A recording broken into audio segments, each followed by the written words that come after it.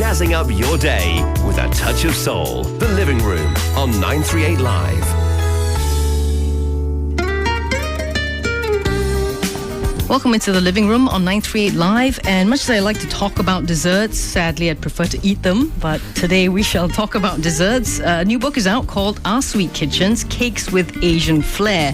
It's authored by two young ladies, Chi Anh and Anh. They're from Vietnam and Melbourne respectively. They've created this lovely book to be released in both English and Vietnamese. Now you can get your book already at Kinokuniya. Again, it's Our Sweet Kitchens, Cakes with Asian Flair. What they've done is, I think, taken their favorite cake recipes and decided to give it a bit of an Asian twist. So we're going to find out from the ladies what exactly that means. Does that mean more coconut milk, maybe? Does that mean more pandan leaves? I'm not the best to ask the experts, right? So Chi Anh, tell us a bit more about how this came about. You both have food blogs, and you've decided to do this. Why?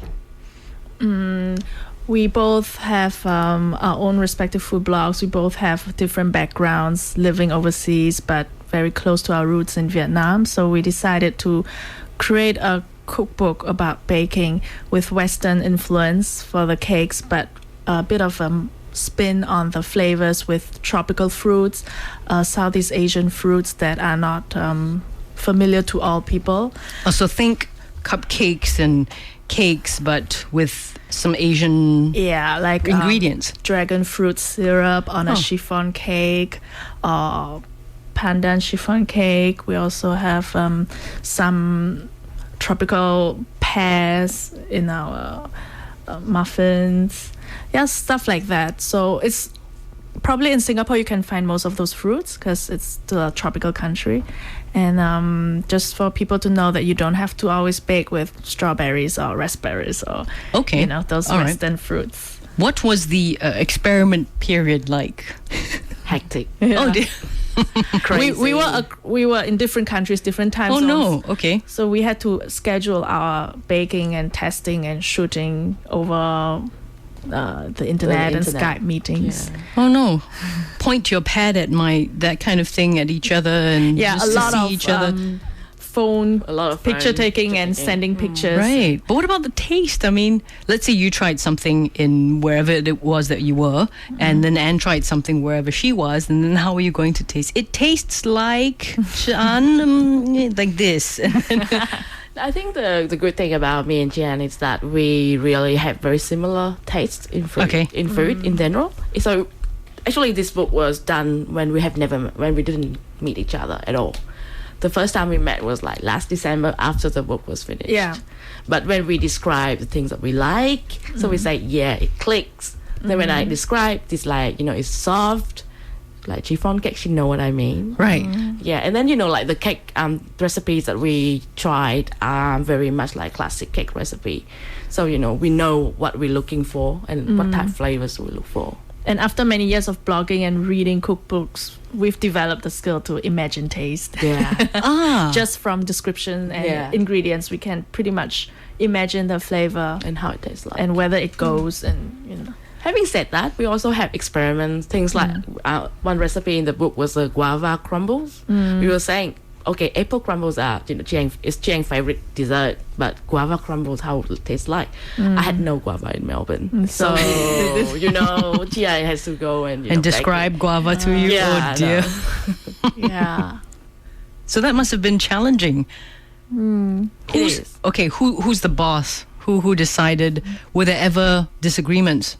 I don't know if guava is a good idea, Rarely, actually. Yeah, more like if it turns out not so pretty, then I may say, okay, styling wise, I'm not very happy with how it looks. Then we scrap it, that kind of thing. Yeah, and if I'm not happy with the flavors, then we just scrap it and and move on something else. How important was the look of it? I mean, rustic versus, say, professionally done in a huge kitchen with lots of equipment. There is a difference to some degree. Yeah, for us, it's the home baking, so we want it to look really, really rustic. We don't want to be too fine perfect, and too square. perfect. Okay. And so, for us, but in terms of styling, we want it to look like, like if we make it, we want the the readers to also make the same cake and get the same look. Yeah. So that's very important It's to us. not too fancy. Yeah. going to find out from these two bakers who didn't meet till it was all said and done, which is slightly odd, but we'll find out more about their book, Our Sweet Kitchens, Cakes with Asian Flair. More in just a bit. Stay with us on The Living Room, 938 Live. Looking at life from a different perspective. The Living Room on 938 Live. Time now to rejoin The Living Room on 938 Live.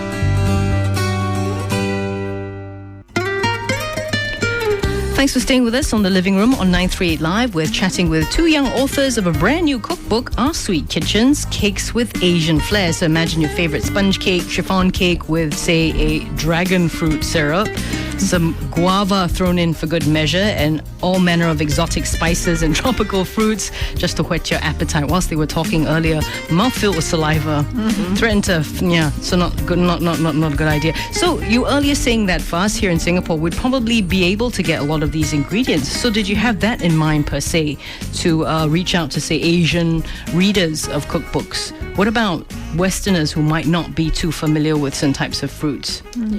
I live in Melbourne, and then I guess Australia is a very blessed country, so we actually have a lot of these fresh tropical fruits.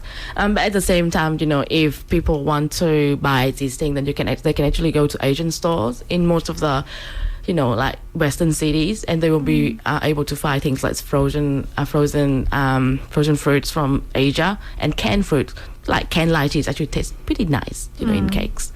Things like that. And I think that Asian ingredients are more popular now in the West. So it's becoming more familiar with it. Yeah, and so it shouldn't be a big problem. And then we also encourage people to swap things around, like find the local ingredients that they can find. And, that doesn't affect the recipe too much? I mean, some things perhaps have more moisture. Some things some fruit have higher sugar content, for example. Yes, but that's where, you should go and experiment. Like for example, one of the cakes I really like is the yogurt berries cake.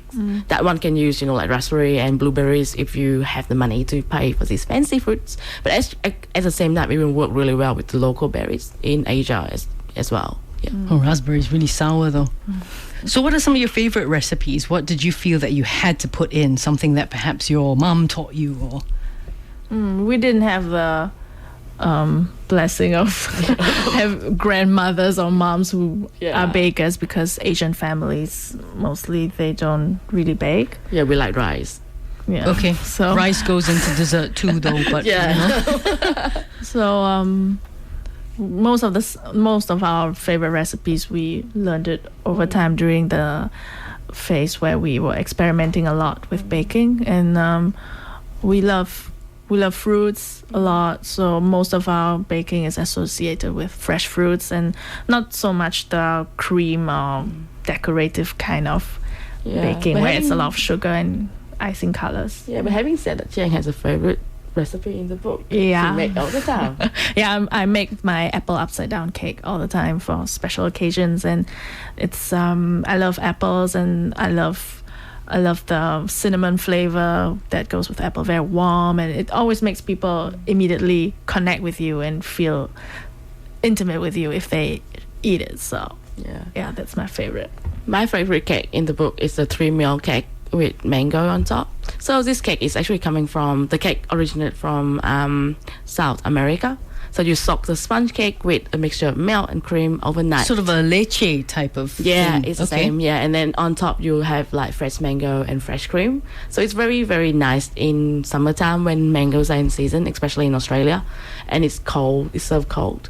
Very, very nice. Highly recommend that. Okay. So if moms and grandmas didn't factor into your baking life, so to speak, when did it all start for you? When did you realize, the love for eating cake would become something that you wanted to do and make cakes? Well, I started much later then, and I started only 5 years ago. I started, I bought my first hand mixer, started making and cookies. The rest, as they say, is history. Yeah, so together with my blog, I was trying to make cooking and baking recipes, and I think slowly over time it just became very natural. Until now, I'm still not a very technical baker. I'm not the kind that is very concerned with temperature or the rightness of each step, but I'm more into flavors and the rustic baking. So And you eyeball it. yeah, I eyeball a lot. Really? Oh boy. We still need to weigh ingredients correctly. Baking is such a science. I mean, must be some good eyeballs that But at the Chi same has. time, when you do things, you know how it look and how it feels. Yeah, That's and what she means. You know You what I mean? feel it. Yeah. So you don't like 5 minutes exactly in the mixer, for Right, example. right. Yeah. So we hear that there are going to be some demonstrations whilst you're here in Singapore. Is that how you're going to be teaching people to eyeball it? Just look at it, see it looks okay. I Then tell it's people okay. to smell it. Yeah, okay. Smell it and look at Okay. it and observe the transformation. Say butter and sugar, it will turn pale or fluffy, and then it's more of the texture and the color that you can observe. Right. So now that the baby is born, so to speak, Sweet Kitchen's Cakes with Asian Flair, you can get your copy at Kinokuniya now. What do you think will be the next steps for you? Perhaps you should come up with a book together. As opposed to this over the internet and pointing your Skype, your computer. It's hard 'cause I live in Hanoi and she lives in Melbourne, but it doesn't stop us from creating new projects. So it's going to be Cakes with Asian Flair Part 2, done in the same way, you think?